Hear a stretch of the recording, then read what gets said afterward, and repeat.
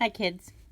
So we're coming back to Wayside School Gets a Little Stranger. And what's kind of strange about this is I had been reading this for another class. And so I did, I kind of started where we were going. And then another teacher said, well, what about the first parts, the first chapters? So I've taped all those. So you're going to have to go back and look because the last one I taped was, I think, chapter 15. And then 16, 17, 18, and 19 are already in there. So you'll have to look for those if you need to get caught up. And there's 9 more chapters. And we're going to go with chapter 20 right now of Wayside School Gets a Little Stranger, as if it wasn't already strange. So here's a kid looking in the elevator. 20 elevators. Mr. Kidswatter's voice came over the loudspeaker. Good morning, boys and girls. There was the usual pause. I have a very important announcement, said Mr. K. Elevators have been installed in Wayside School. For a second, the kids on the 30th floor were too stunned to speak, and then everyone went crazy. Yahoo! Yelled Sherry. Hot diggity dog! Shouted Damien. Everyone was yelling and jumping. Zippity-doo-dah! Shouted Mrs. Drizzle. Cheers could be heard coming from every classroom in Wayside School. The higher the classroom, the louder the cheers. Now, before you all rush out and use the elevators, said Mr. Kidswatter, I want to talk a little bit about elevator safety. I don't want the same kind of chaos that we have on the stairs every day. I don't know how many times I have to tell you. When you go up the stairs, stay to the right. When you come down the stairs, stay to the left. Okay, stop right there. Think about that, guys. Just think about it. Anyway, but still, everyone keeps bumping into each other. Well, that won't happen on the elevators. I have personally designed a special safety system. There are 2 elevators. One is blue, one is red. When you want to go up, you take the blue elevator. When you want to go down, you take the red elevator. It's that simple. It can't go wrong. The blue one only goes up. The red one, that is not going to work. And the red one only goes down. By the way, has anyone seen my coffee pot? And so, at last, Wayside School got elevators, a blue one and a red one. They each worked perfectly one time and never could be used again. Okay, critical thinking, folks.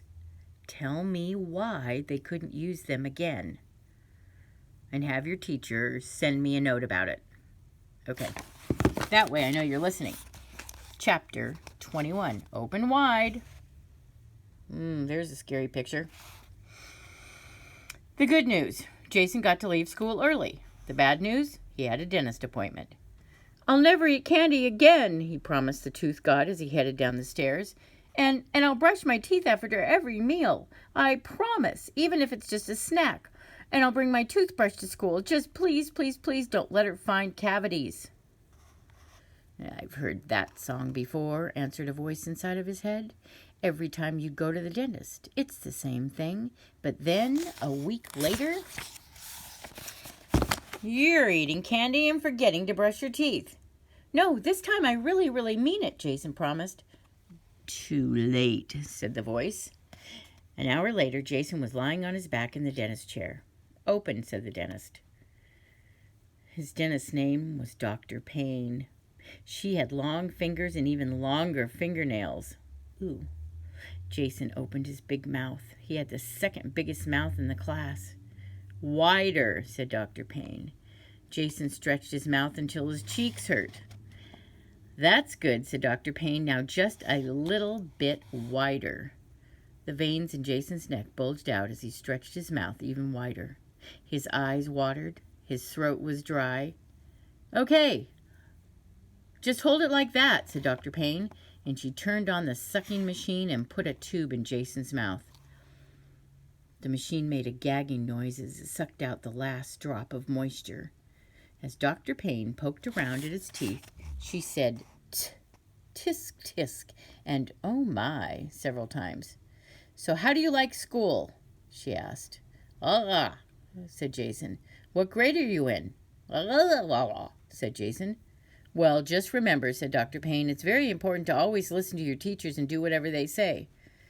She poked a tooth with a long, pointed dentist's tool. "Ah!" Jason screamed in agony. "Did that hurt?" asked Dr. Payne. Jason shook his head. If he told her it hurt, she might think it was a cavity. If she couldn't find it herself, he certainly wasn't going to tell her about it. "Are you sure?" asked Dr. Payne, and she poked the same spot. This time, Jason didn't make a sound. Tears and sweat dripped down his face. The receptionist came into the room. "Yes," said Dr. Payne. Jason was glad for the break. "Kendall's mother is on the phone," said the receptionist. "She refuses to pay her bill." "What?" exclaimed Dr. Payne. "How dare!"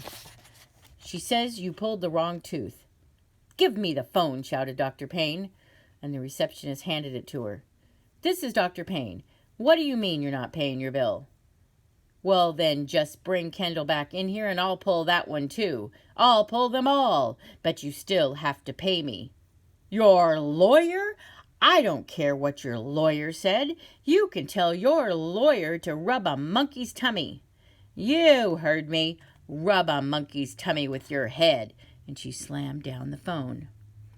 Jason looked at the diploma hanging on the wall. Before his dentist got married, her name was Jane Smith. His big mouth opened wider. 22, Jane Smith.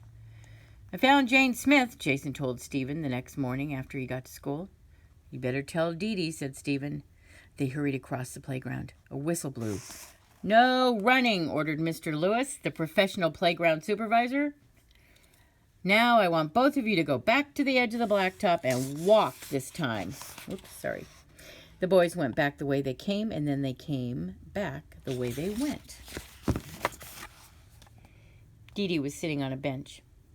She had been benched by Mr. Lewis for excessive noise making. "I found Jane Smith," Jason whispered as he walked past her. Dee Dee and Jason entered the classroom together.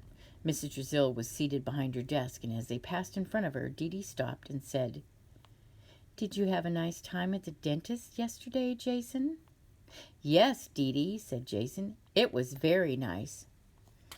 "I wonder if we have the same dentist," said Dee Dee. "What's your dentist's name?" "Her name is Dr. Payne," said Jason, "but that hasn't always been her name." "It hasn't?" asked Dee Dee. "Oh, no," said Jason. "Before she was married, her name was Jane Smith." "Jane Smith?" asked Dee Dee. "Is that spelled Janesmith?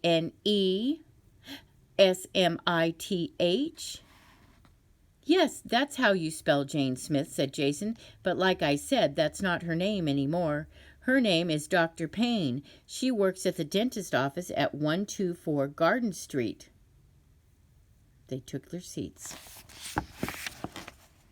Late that afternoon, Dr. Payne finished work and walked out of her office. It had been a good day. She had drilled 25 teeth. She made $60 for every tooth she drilled. 25 times $60 is $1,500. Not bad for a day's work. Of course, not all the teeth really had cavities. But how would any of her patients find out? She got into her fancy silver and black sports car and drove away. She sang along with the radio. She didn't even notice the old beat-up green station wagon in her rearview mirror. She lived in a mansion next to the lake. There was a stone wall around the house. She pressed a button in her car and an iron gate opened. The gate closed behind her as she headed up the long and winding driveway. A moment later, the old green station wagon stopped and parked next to the gate. A woman got out, walked around to the back, and opened the tailgate. She pulled out a ladder. She set the ladder up against the wall. Under her arm, she carried an old blue notebook. Dr. Payne's butler handed her a drink. The cook was making dinner. Dr. Payne's dog, cat, and husband were waiting for her in the den. Her dog's name was Brussels, and her cat's name was Sprouts. She petted them both. This is funny. Her husband's name was Sham. She petted him too. "Hi, darling, how was your day?" he asked. "I made $1,500, said Jane. They hugged and kissed. They loved each other, but they loved money even more. Then they had dinner by candlelight as they watched the sun set over the lake. After dinner, they sat on the deck under the stars. Sprouts lay purring on Jane's lap, and Brussels sat faithfully by her side. Life was perfect. "I love you, darling," she said, petting Sprouts. "And I love you," said Sham. "I was talking to the cat," said Jane. The butler stepped out onto the deck. Excuse me, madam," he said, "but there's an elderly woman out in the yard." Jane's long fingernails dug into her cat's neck. "I wonder how she got past the gate," said Sham. "I don't know, sir," said the butler. "She's probably hungry. Perhaps I can give her some leftover—" "No," shouted Jane. "Get rid of her." "Let me have a look," said Sham, and he followed the butler back into the house. He returned a moment later. "Darling, you'll never guess who's here. One of your former teachers. Isn't that just the sweetest—" Jane screamed. She jumped to her feet. Sprouts flew off her lap and into the hot tub. "What's wrong?" asked Sham. "You idiot!" shouted Jane. "I told you to get rid of her." She kicked the dog out of the way and then climbed over the railing and jumped off the deck into the ground 15 feet below. Mrs. Drizzle came out onto the deck. "You can't get away from me, young lady," she hollered. Jane hurt her ankle pretty badly when she hit the ground. It was either sprained or broken. She lay on the ground in agony as she looked up at her former teacher. "You have homework to do," said Mrs. Drizzle, looking down at her. Jane's face twisted with pain. "Rub a monkey's tummy," she shouted, and then struggled to her feet. She had a suitcase stashed in the boathouse just in case this ever happened. She hobbled to it, grabbed it, then limped down to the lake, dragging her suitcase behind her. Mrs. Drizzle hurried down the steps on the side of the deck. Jane groaned as she threw her suitcase into a motorboat, and then she pulled herself aboard and started the engine. "Darling, darling, come back," Sham shouted from the deck as he watched the boat sputter across the water. Mrs. Drizzle climbed into an old rowboat. "I'll find you, Jane Smith," she shouted into the darkness. "You can run, but you can't hide." Jane's voice echoed back across the black water. "Rub a monkey's tummy with your head," and neither of them was ever seen again. Next week for chapter 23.